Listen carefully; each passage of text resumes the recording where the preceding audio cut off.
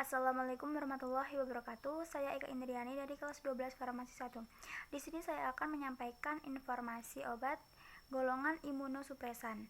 Jadi, imunosupresan ini memiliki 4 golongan, yaitu yang pertama, penghambat selektif fungsi dan produksi sitokin, yang kedua antimetabolit, yang ketiga antibodi monoklorat, yang keempat adrenokortikoid. Yang pertama, golongan penghambat selektif fungsi dan produksi sitokin. Contoh obatnya ada siklosporin. Siklosporin adalah obat golongan imunosupresan yang digunakan untuk menurunkan resiko terjadinya respon penolakan tubuh terhadap proses transplantasi organ. Merek dagangnya ada Imosporin, Sipol-N, dan Sandimun.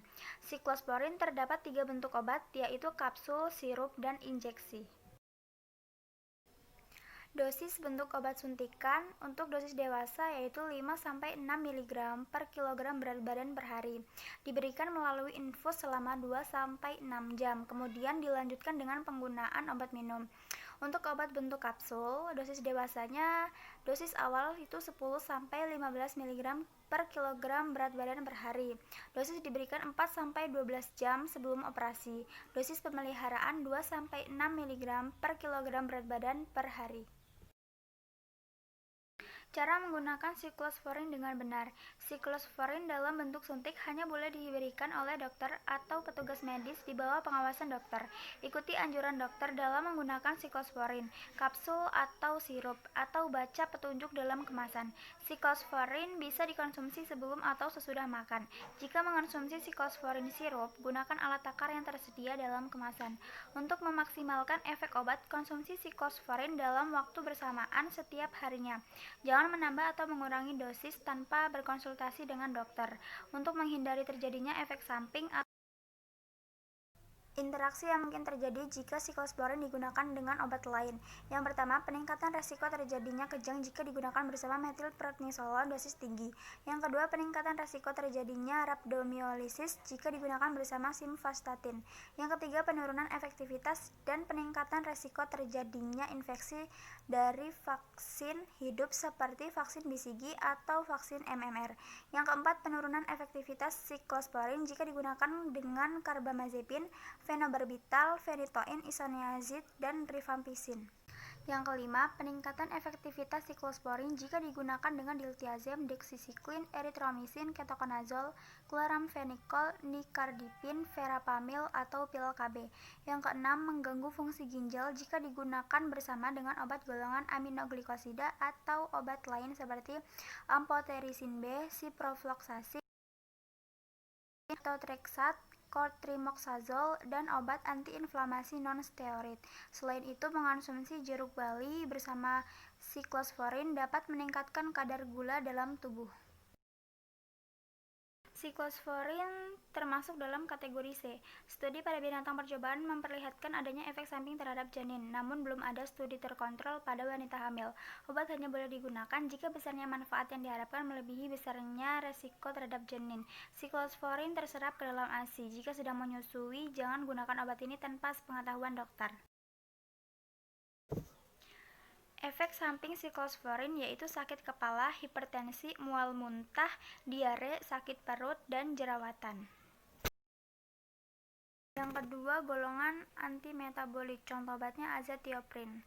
Azathioprin adalah obat yang diminum setelah transplantasi ginjal. Selain itu, obat ini juga diberikan untuk penderita reumatoid artritis untuk meredakan nyeri sendi.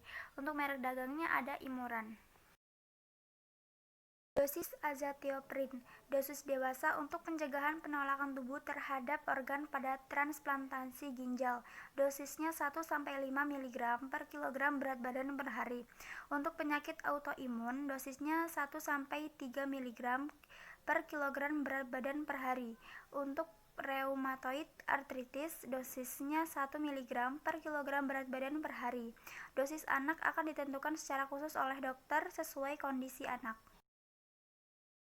Aturan pakai azathioprin. Azathioprin dikonsumsi setelah makan. Selama mengonsumsi azathioprin, pasien dianjurkan tes darah seminggu sekali selama 2 bulan pertama pengobatan. Setelah itu, frekuensi tes darah bisa dikurangi dengan 1 kali per bulan selama 3 bulan. Beberapa interaksi yang mungkin terjadi jika azathioprin digunakan dengan obat lain. Yang pertama, beresiko menimbulkan infeksi jika digunakan bersamaan KB spiral atau vaksin. Yang kedua, beresiko menimbulkan kelainan darah jika digunakan dengan obat hipertensi golongan ACE inhibitor, cotrimoxazole, indomethacin, atau cimetidine. Yang ketiga, memperlambat pengolahan obat dalam tubuh jika digunakan dengan obat asam urat allopurinol. Yang keempat, mengurangi efektivitas dan beresiko keracunan azathioprin jika digunakan dengan ribavirin. Azathioprin termasuk dalam kategori D. Ada bukti positif mengenai resiko terhadap janin manusia, tapi besarnya manfaat yang diperoleh mungkin lebih besar dari resikonya. Obat dapat diserap ASI sehingga tidak disarankan dikonsumsi oleh ibu menyusui.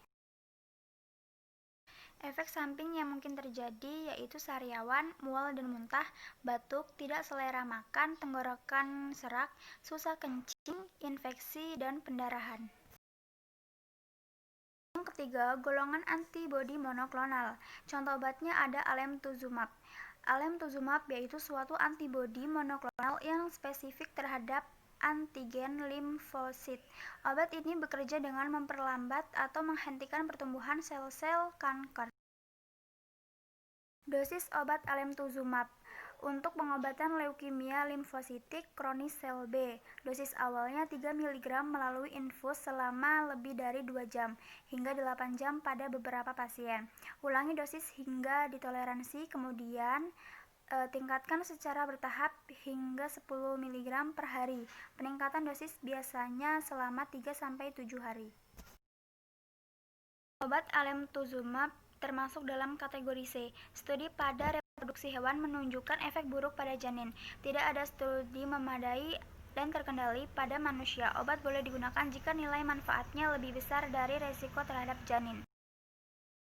Efek sampingnya yang pertama infeksi herpes simplex, yang kedua infeksi oportunistik, yang ketiga trombositopenia.